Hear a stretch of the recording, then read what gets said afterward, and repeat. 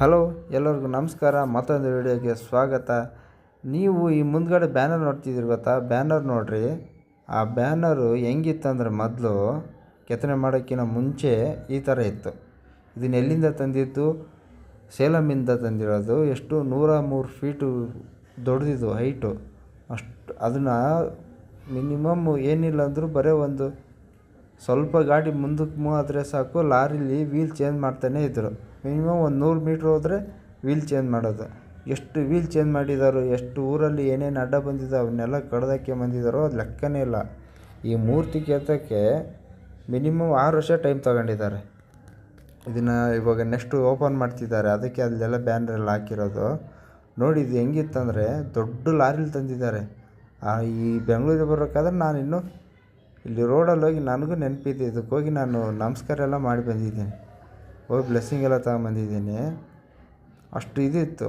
ಇಲ್ಲಿ ನೋಡಿ, ಇಲ್ಲಿ ಇವಾಗ ಇಲ್ಲಿ ಲೆಫ್ಟ್ ತೊಗೊಳ್ತೀನಲ್ಲ, ಈ ಲೆಫ್ಟ್ ತಗೊಂಡ ತಕ್ಷಣ ಮುಂದೆ ಇರೋ ದೇವಸ್ಥಾನ. ನಾನು ಹಂಗೆ ಹೋಗಿ ಅದನ್ನು ವೀಡಿಯೋ ಮಾಡ್ತೀನಿ ರೀ.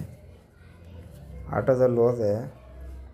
ನಿಜವಾಗ್ಲೂ ಹೇಳ್ಬೇಕಂದ್ರೆ ಅದನ್ನು ಇವಾಗ ಅದನ್ನು ಕೆತ್ತಿ ಎಲ್ಲ ಎಷ್ಟು ಚೆನ್ನಾಗಿ ಮಾಡಿದ್ದಾರೆ ಅಂದರೆ ಅವ್ರಿಗೆ ಮಾತ್ರ, ಶಿಲ್ಪಿಗಳಿಗೆ ಮಾತ್ರ ಮೆಚ್ಚಲೇಬೇಕಾಗಿತ್ತು. ಸಖತ್ತಾಗಿ ಇದು ಮಾಡಿದ್ದಾರೆ ಅದನ್ನು. ನಾನೇ ನೋಡಿ, ಅದು ಬಂದಾಗ ಎಷ್ಟು ದೊಡ್ಡ ಕಲ್ಲು ಗೊತ್ತಾ? ಕಲ್ಲು ಥರನೇ ಅದನ್ನು ಒಂದು ದೊಡ್ಡ ಲಾರಿಲಿ ತೊಗೊಂಬಂದರು.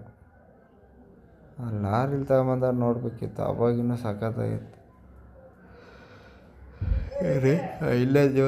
ಇಲ್ಲೇ ದೇವಸ್ಥಾನ ಇರೋದು.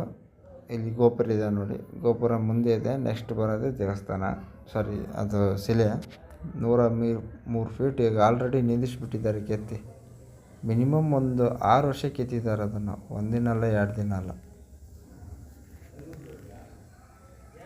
ನೋಡಿ, ಇಲ್ಲಿದೆ ನೋಡಿ, ಇದು ಇವಾಗ ಓಪನಿಂಗ್ ಇದೆ. ಅದಕ್ಕೆಲ್ಲ ಕಡೆ ಬ್ಯಾನರ್ ಹಾಕಿದ್ದಾರೆ. ಈ ತಿಂಗಳು 31ಕ್ಕೆ ಓಪನ್.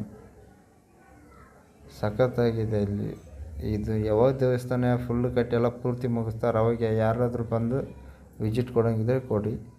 ಇದು ವಿಷ್ಣುವಿನ ದಶಾವತಾರ. ಇದು 10 ಅವತಾರಗಳು ಎಲ್ಲ ಒಂದರಲ್ಲೇ ತೋರಿಸಿದ್ದಾರೆ. ಯಾರಾದರೂ ಇಂಟ್ರೆಸ್ಟ್ ಇದ್ದರೆ ಈಜಿಪುರ ರಾಮ ಟೆಂಪಲ್ ಅಂತ ಹೊಡೆದ್ರೆ ಬರುತ್ತೆ. ಎಲ್ಲಿದ್ದರೂ ಇಲ್ಲಿ ಕರ್ಕೊಂಬರುತ್ತೆ.